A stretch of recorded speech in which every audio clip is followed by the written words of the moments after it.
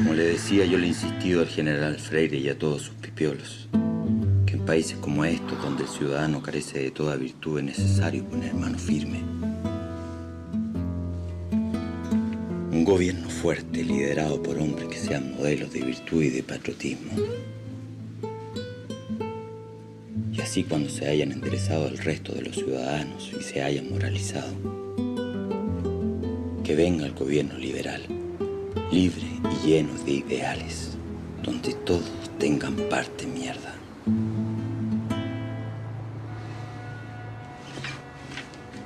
Súbala a mi carruaje.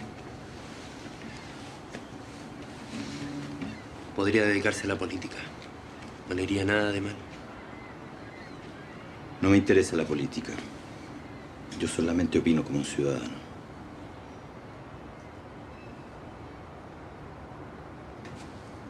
Que usted no tiene nada que hacer.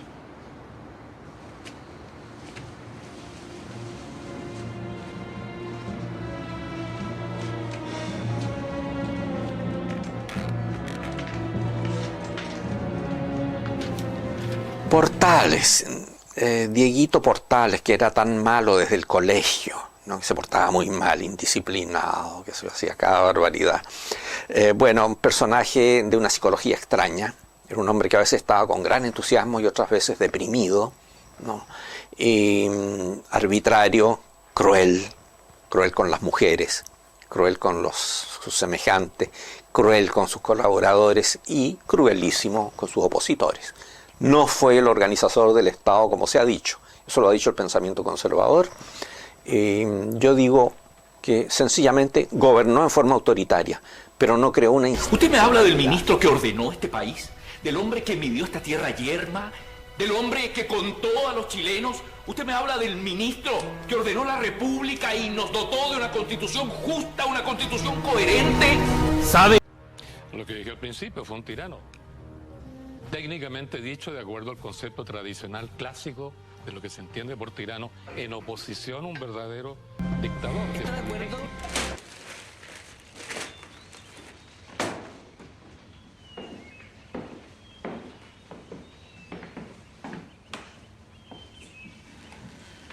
Mi amor.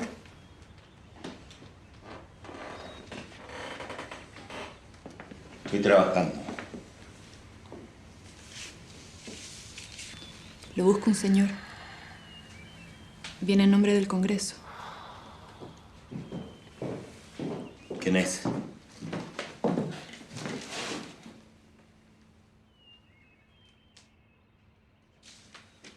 ¿Cómo hace pasar a cualquiera?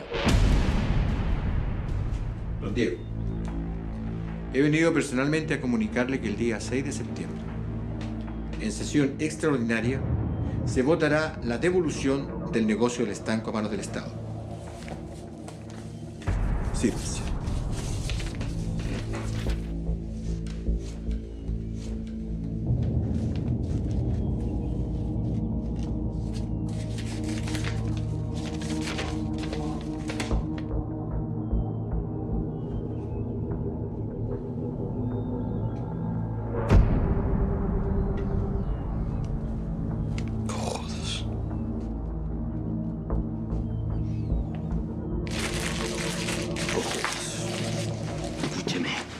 No es mi culpa, sino la del gobierno de Vilucho, de ese huemul de Freire, que no ha sabido ponerle freno al contrabando.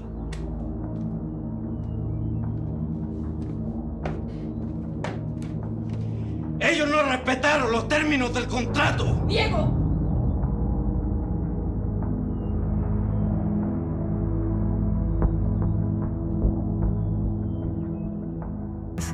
Diego Portales era una miseria humana. Un comerciante rasca, fracasado, pelele de los agentes conservadores, oligarcas de este país, un criminal que mandó matar gente, un promiscuo que tenía prostíbulos para él solo, que tuvo unas amantes menores de edad de 13, 14 años, una porquería de ser humano. Pero de prostíbulo para él solo. O sea, la Chimba, que quedaba al otro lado ahí en Recoleta, era el lugar donde se veía comúnmente al señorito Portales. Bueno, tuvo muchas amantes en Perú, te fijáis. Era una miseria humana, Diego Portales, y cuando lo matan, o sea, todo el mundo quedó feliz, hasta sus partidarios estaban felices que se lo hubieran echado. ¿Y por qué la historia lo ha situado en el busto, en la estatua, en el lugar que le conocemos, no? Porque nuestro país quiere ser visto como un país mateo, ordenadito. Nuestro país quiere seguir siendo visto como un fundo bien ordenado, ¿no? Entonces, a todos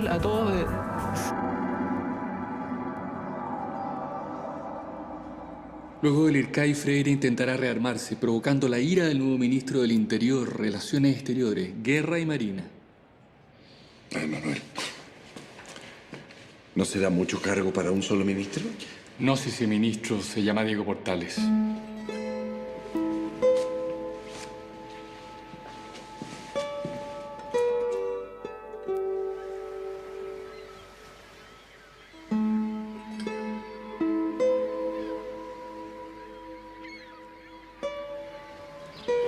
Los conservadores aún no terminan de ganar la guerra civil cuando proclaman como presidente al abogado José Tomás Ovalle, quien, dadas las circunstancias, tiene serios problemas para encontrar ministro. Ahí es donde asume casi todos los cargos Portales: Ministerio del Interior, Relaciones Exteriores, Guerra y Marina. Pero ojo, que Portales en verdad tiene más interés en los negocios que en la política. Bueno, si quieres mantener la casa ordenadita para tus negocios, mejor ordénala tú mismo. De ahí que destierre a Freire y dé de baja a una serie de oficiales del ejército. Algunos incluso eran héroes de la independencia. La persecución de los liberales. ¿Y qué hace Portales con tanto poder? Como triministro, una de las primeras cosas que hace es devolver a la Iglesia una serie de propiedades y derechos. Que Freire, como liberal, les había quitado. Entre estos se cuenta el diezmo eclesiástico. La Iglesia recibe un impuesto correspondiente al 10% de los ingresos anuales que producen los hacentados y propietarios de inmuebles rurales. Igual no me imaginaba a Portales como un tipo religioso. No lo es, pero sí le tiene fe a la capacidad de la Iglesia para enderezar a los ciudadanos. Salud por el nuevo presidente de Chile, don José Joaquín Prieto, y por su vicepresidente, el señor Portales. Salud por nuestro ministro. Salud.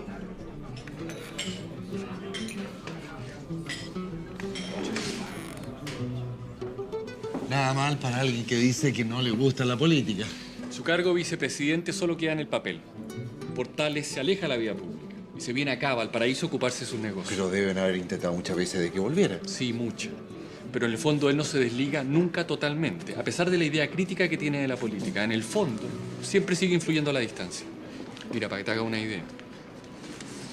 Esto lo escribe en diciembre de 1831 a su amigo Antonio Garfias, a propósito de una nueva invitación a reintegrarse al gobierno.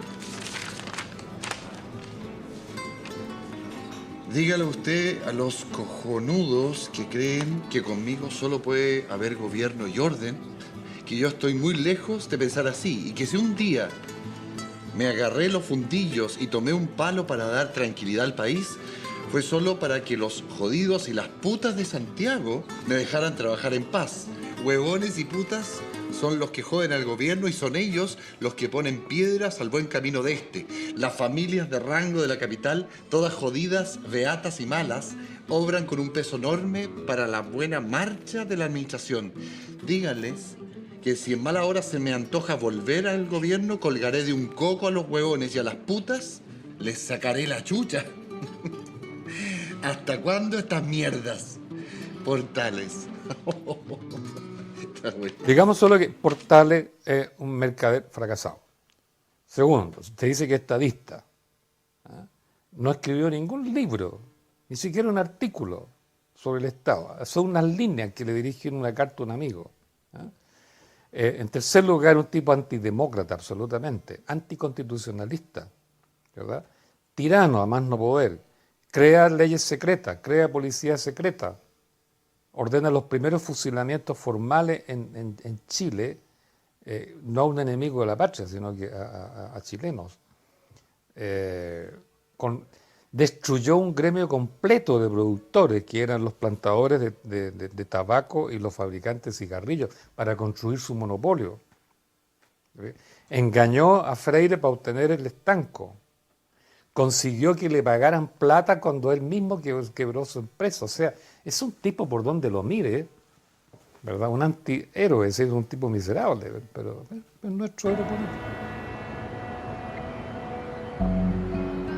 A Chile le esperan décadas de gobiernos conservadores. Gobiernos autoritarios, que logran cierta estabilidad y crecimiento económico. ¿Qué pasa con la oposición? La oposición en Chile está prácticamente desmantelada. Portales ha sometido a varios opositores a trabajos forzados, a otros los ha fusilado. Y un viejo conocido nuestro vuelve del exilio a luchar contra todo esto y dar la última batalla por los liberales. Nuestro derrotado Ramón Freire. ¿Cómo le va ahora? Mi marido, el general Freire, consigue en Perú 2 fragatas y un ejército y zarpa rumbo a Chiloé a defender sus ideales liberales. La tripulación de uno de los barcos se amotina y se entrega en Valparaíso. Pero Portales engaña a Freire y le hace creer que el barco solo se ha retrasado. En la espera, logra capturarlo, lo juzga por traición a la patria y de nuevo lo destierra. Freire es un traidor y merece la pena capital. Pero más preocupante que él es el apoyo que le ha brindado Andrés de Santa Cruz.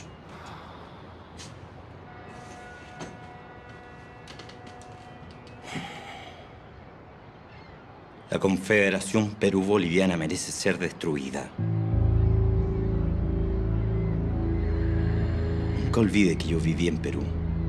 Conozco a esa gente y con ellos no se puede tratar.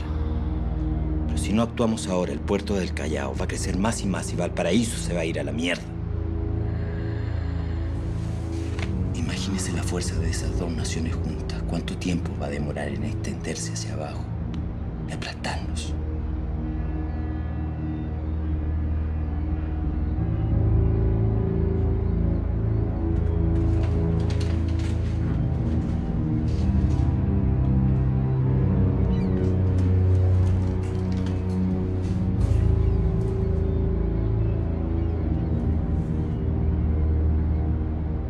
Eso lo que pasa. Es un poco eso también lo que pasó con este tremendo personaje de nuestra historia, que sin ser presidente tiene un lugar en la cuadra con una estatua de la moneda. ¿Qué tan importante, qué tan relevante para nuestra historia, qué tan oscuro para nuestra memoria es Diego Portales? Me gustaría contártelo de una manera. Hay un tiempo en que Chile es un lugar con mucha desigualdad, con tremendos problemas para organizarse como sociedad, problemas para organizarse como Estado. Aparecen unos idealistas liberales que, abrazando los ideales de la República, de la democracia, intentan organizar el país descentralizándolo, es decir, poder para las regiones, democratizándolo, es decir, todos los cargos públicos, todos, con elección popular, democrática, destruir los monopolios, quitarle poder a las familias más poderosas de manera de poner a funcionar el país, sacarlo de la agricultura, de los monopolios y llevarlo adelante con la industrialización y la producción. Sacar a este país de ese estanco en el que estaba, pero para eso pisarle los callos a la oligarquía. Este gobierno se tiene que enfrentar a un golpe militar. Se tiene que enfrentar a que la oligarquía teme, odia y detesta que le quiten los privilegios que habían mantenido desde hace mucho tiempo. Historia que se repite. Entonces hay que preguntarse, ¿te suena?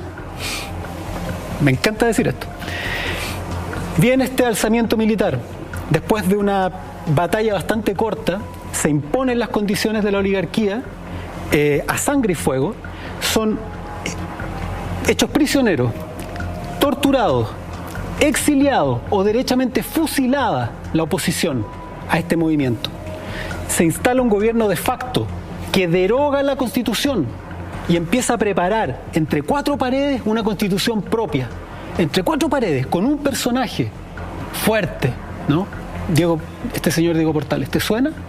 Y esa Constitución entre 4 paredes que echa pie atrás de todo lo que se estaba buscando, es decir, centraliza el país, le entrega prácticamente todo el poder al presidente. Un presidente que es casi un monarca, que es casi un dictador, porque es capaz de nombrar todos los cargos a dedo. Incluso en ese tiempo, el encargado del arzobispado de Santiago, o sea, hasta metido en la iglesia. Esta constitución, hecha entre cuatro paredes, beneficia a la oligarquía. Se encarga de que ningún chileno que no tenga plata pueda votar. Es decir, es una constitución que favorece la desigualdad, el desequilibrio político, ¿no? Le favorece a un sector poderoso nada más. ¿Qué constitución era esa? La constitución del 33. ¿Te suena, no? Eso es. Esta constitución hasta tiene, cáchate, leyes de amarre, para que no pueda ser cambiada fácilmente, porque por supuesto no son mayoría, ¿no? Entonces tiene que... Esto, que a mí me gusta llamar el Día de la Marmota chileno, que es una situación donde cada vez que la oligarquía chilena ve amenazados sus privilegios, patea el tablero y le pega un tiro a su oponente, es lo que yo llamo el Día de la Marmota de nuestro país, y es lo que ocurrió y que trajo al tapete a este personaje Diego Portales. Es difícil descifrar el verdadero Diego Portales, ¿no? Cuando uno revisa la historia, un tipo que en algún minuto quiere convertirse al sacerdocio en una genuina vocación, después termina amante de los prostíbulos y de las mujeres, sobre todo casadas. U otras contradicciones como el hombre que sienta las bases de la República, pero a la vez parece ser motivado nada más que por intereses personales. La guerra que quiere Portales es finalmente declarada. ¿Y el resto de Chile qué opina? En un principio es muy impopular.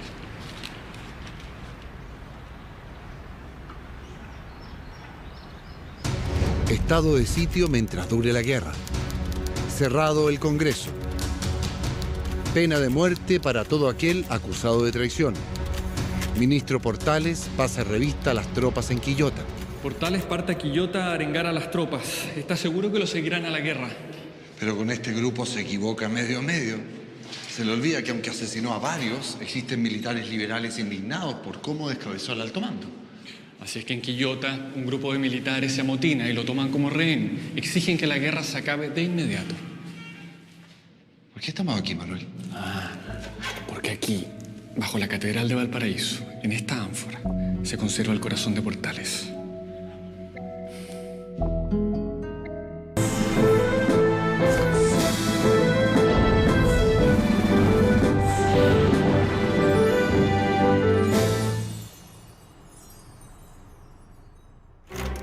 Los gobiernos conservadores fomentan el desarrollo económico del país. Contratan expertos extranjeros para calcular las riquezas naturales de la nación. Pero este desarrollo traerá nuestros primeros roces internacionales y finalmente la primera guerra con un país vecino. Si no actuamos ahora, el puerto del Callao va a crecer más y más y Valparaíso se va a ir a la mierda. La guerra contra Perú no encuentra buena recepción en parte de las Fuerzas Armadas. En Quillota, un regimiento se amotina y toma prisionero al propio Diego Portales.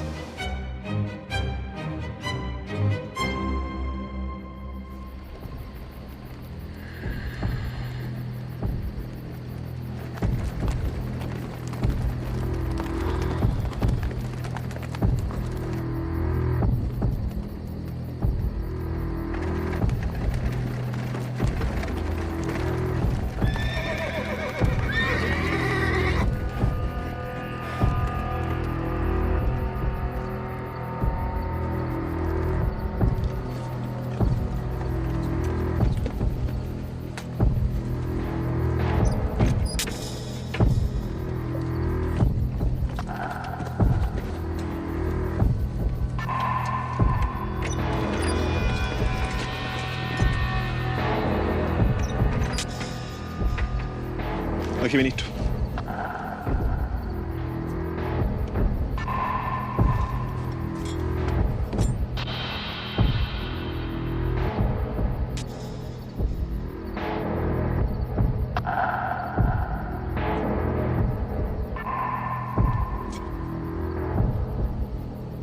Vengan dos hombres a bajarme.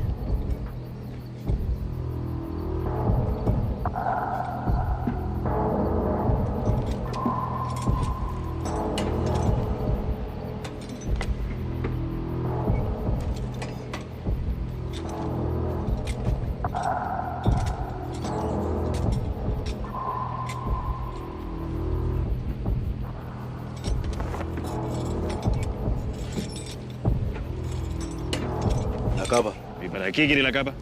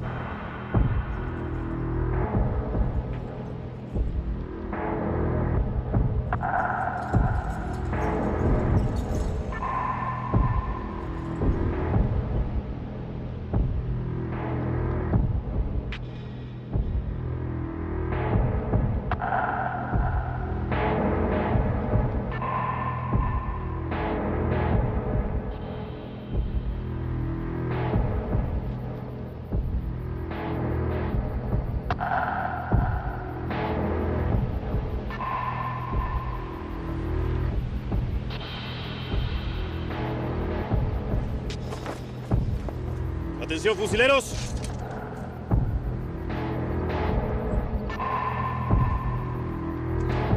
¡Prepararse!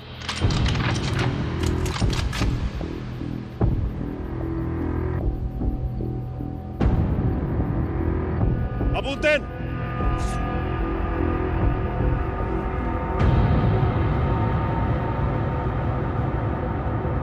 ¡Fuego!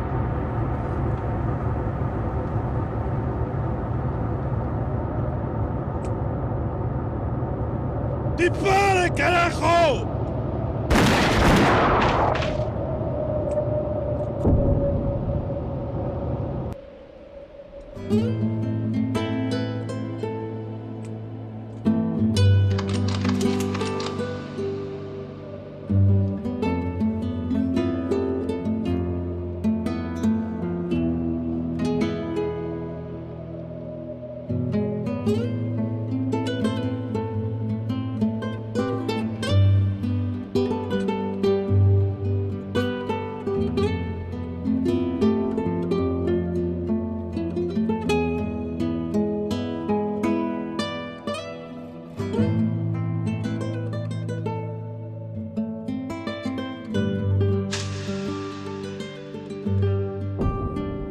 Portales muere asesinado y encuentran su cadáver, desnudo y despedazado, por 35 bayonetazos. Sus asesinos son capturados y fusilados.